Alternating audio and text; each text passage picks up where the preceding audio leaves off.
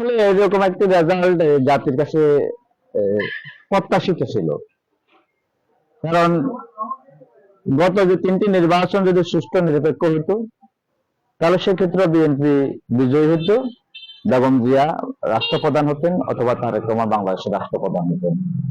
তো দীর্ঘ প্রায় 18 বছর পর জনগণ সে সুযোগটুকু পেয়েছে। সুষ্ঠু নিরপেক্ষ নির্বাচনের মাধ্যমে জনগণ তাদের রায়টি দিয়েছে। তো জাতির এই প্রত্যাশা পূরণ হওয়ার পথে আজকে সম্ভবত আমাদের নেতা জনাব তারেক রহমান প্রধানমন্ত্রী হিসেবে শপথ গ্রহণ করতে যাচ্ছেন।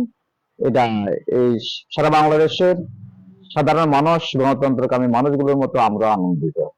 একইভাবে নোয়াখালী 5 আসন একটি বিএপি আসন, সেই বিএপি আসনে আমরা আমাদের ফখরুল ইসলাম ভাইকে ধানের শীষে বিজয় করেছে জনগণ। সেটা আমরা অবশ্যই, এটা আমাদের কাছে প্রত্যাশিত। কারণ নোয়াখালী 5 বিএপি আসন, আর নোয়াখালীতে যারা আছেন আমাদের সবগুলো নেতা হচ্ছে বিএপি লিডার। মোহাম্মদ শাহজাহান, বরকতুল্লাহ ভুলু, জনাব আব্দুল ফারুক, ব্যারিস্টার মাহবুবুদ্দিন খোকন, আমরা মনে করি যে সবাই বাংলাদেশের গুরুত্বপূর্ণ মন্ত্রণালয়ে দায়িত্ব পালন করার মতো যোগ্যতা রাখেন। আমাদের অভিপ্রায় একটাই, আমরা এই নির্বাচিত হওয়ার আগে ওনারা ছিলেন আমাদের দলের নেতা, দলের প্রার্থী জনাব তারেক রহমান এবং নোয়াখালী 5 জনাব ফখরুল ভাই। আমরা এখন ওনাদেরকে সাধারণ ভোটারদের মতো, সাধারণ মানুষদের মতোই আমরা ওনাদেরকে আর আমাদের দলের হিসেবে দেখতে চাই না। আমরা চাই ওনারা দেশের নেতা হবেন, ওনারা সর্বস্তরের মানুষের নেতা হবেন। আমরা বিশেষ করে আমাদের নেতা তারেক রহমান বাংলাদেশের মানুষের কাছে একটি নতুন রাজনীতি, একটি নতুন পথ চলার যে পদ্ধতি, সে পদ্ধতি উনি উপস্থাপন করেছেন, প্রতিশ্রুতি দিয়েছেন। আমরা একজন ভোটার হিসেবে বলবো, দলীয় নেতা হিসেবে নয়, সাধারণ মানুষের প্রত্যাশা, আমাদেরও প্রত্যাশা আমাদের নেতা তারেক রহমান ওনার যে প্রতিশ্রুতিগুলো নির্বাচনের পূর্বে দিয়েছেন সেটা উনি বাস্তবায়নের চেষ্টা করবেন। একইভাবে আমাদের ফখরুল ভাই অঞ্চলে যে প্রতিশ্রুতিগুলো নির্বাচন আগে দিয়েছেন সেই প্রতিশ্রুতিগুলো যেন শতভাগ বাস্তবায়িত হয়, সেটা হচ্ছে আমার দাবি, সাধারণ মানুষের দাবি, যেটা আমাদের দাবি সেটা ওনাদের কাছে। আমাদের নেতা মরহুম ব্যারিস্টার মওদুদ আহমেদ 2001 সালে নির্বাচিত হওয়ার পর উনি সর্বপ্রথম কবিরাটের ওনার প্রত্যাশা উনি একটা কথা বলছিলেন, যারা নির্বাচনে হেরে যায় তাদের এর সাথে বড় শাস্তি আর নাই, সুতরাং তাদেরকে ক্ষমা করে দিতে হবে, কোনো প্রতিশোধ নেওয়া যাবে না। আমরা সেটা দিয়ে বিশ্বাস করি। আমরা নির্বাচনে বিজয়ী হয়েছি, জনগণ আমাদেরকে দায়িত্ব দিয়েছে, সুতরাং সবার স্বার্থ রক্ষা হচ্ছে এখন আমাদের দায়িত্ব, শুধু বিএনপির নেতা কর্মীর স্বার্থ রক্ষা নয়। আমরা কোনো প্রতিশোধ অথবা প্রতিহিংসার রাজনীতি করব না। যারা অপরাধী তাদের শাস্তির দায়িত্ব হচ্ছে প্রশাসনের, এটা আমাদের না, কোনো রাজনৈতিক নেতা কর্মীদের না। ধন্যবাদ।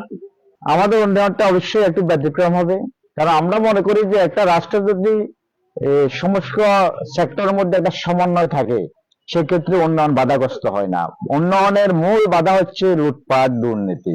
যদি লুটপাট দুর্নীতি যদি লাগাম টেনে ধরা যায় তাহলে উন্নয়নের টাকার কোনো অভাব হবে না, উন্নয়ন গতিশীল হবে। এবং আমরা বিশ্বাস করি আমাদের নেতা তারেক রহমান যেই এই দুর্নীতির বিরুদ্ধে ওনার যে মনোভাব, এই লুটপাটের বিরুদ্ধে ওনার যে মনোভাব, সেটা অনেক দৃঢ় অবস্থানে থাকবেন এবং ওনার দৃঢ় অবস্থানের কারণে আমাদের উন্নয়নের গতি আগের চাইতে অনেক বেশি বৃদ্ধি পাবে। আমাদের প্রত্যাশা হচ্ছে ন্যায় বিচার ভিত্তিক একটি উন্নত, সভ্য, মানবিক পৌরসভা, এটা আমাদের প্রত্যাশা। আমি যখন 2016 সালে দলের পক্ষ থেকে প্রথম ভোট করি তখন এটা ছিল আমার নির্বাচনী ইশতেহার, এই বিষয়গুলো। আসলে আমি ভোট করব না, বিষয়টা এরকম কিছু নয়। কারণ দল আমাকে দিয়ে একবার ভোট করিয়েছে, আরেকবার আমরা ভোট বর্জন করছি পরিবেশগত কারণেই, তখনকার পরিবেশ ছিল না ভোট করার মতো। দল যদি মনে করে আমাকে দিয়ে ভোট করাবে, আমার সে প্রস্তুতি আছে, মানসিক দৃঢ়তা আছে। আর যদি দল আমাকে মনোনয়ন দেয় তাহলে নিশ্চয় আমি ভোট করব। এবং জনগণ যদি আমাকে নির্বাচিত করে, জনগণের জন্য আমার সে পরিকল্পনা আছে। আমরা আপনাদের বলি, এই অঞ্চলে যতগুলি গুরুত্বপূর্ণ উন্নয়ন হয়েছে সবগুলো গুরুত্বপূর্ণ উন্নয়ন ব্যারিস্টার মওদুদ আহমেদের অবদান, বেগম খালেদা জিয়ার অবদান, এবং আমরা এখানকার যে নেতা কর্মী আছি এক্ষেত্রে আমাদের গুরুত্বপূর্ণ ভূমিকা ছিল। এই গত 5 আগস্টের পরেও এটা আমাদের এখানকার অনেকে জানে। ধরেন আমি আমার নিজস্ব যারা আত্মীয় ঘনিষ্ঠজন আছে তাদের সহযোগিতা এই পৌরসভায় প্রায় 6 কোটি টাকা উন্নয়ন বরাদ্দ এনে দিয়েছি। 1 টাকা পৌরসভা থেকে খরচ নেই, একটা কাজও নেই। সেই উন্নয়ন বরাদ্দ থেকে পৌরসভা গুরুত্বপূর্ণ অনেক কাজ এখনো চলমান আছে। ইচ্ছে থাকলে কাজ করা যায়, এটার জন্য ইচ্ছে থাকতে হয়, চেষ্টা থাকতে হয়। আমাদের সেই ইচ্ছা, সেই চেষ্টা আছে।